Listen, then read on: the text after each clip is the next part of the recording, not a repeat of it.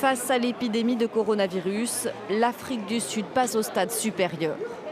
Dans le pays le plus touché du continent, les habitants seront confinés chez eux dès jeudi. Sans des mesures décisives, le nombre de personnes infectées passera rapidement de quelques centaines à des dizaines de milliers et en quelques semaines à des centaines de milliers. Ailleurs en Afrique, des mesures similaires ont été mises en place. État d'urgence et couvre-feu au Sénégal et en Côte d'Ivoire, quarantaine partielle à Alger ou encore dans les plus grandes villes de Madagascar.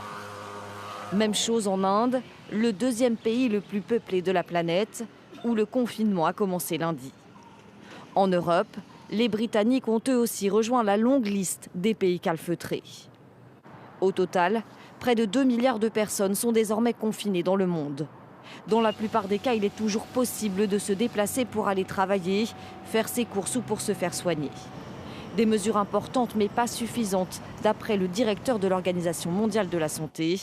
Alors que l'épidémie s'accélère, il appelle les États à passer à l'attaque. Pour gagner, nous devons attaquer le virus avec des méthodes agressives et ciblées. Il faut tester tous les cas suspects,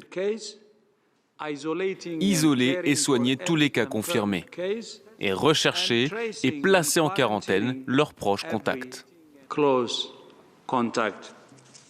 Depuis le début de la pandémie, plus de 340 000 cas de Covid-19 ont été diagnostiqués dans 174 pays.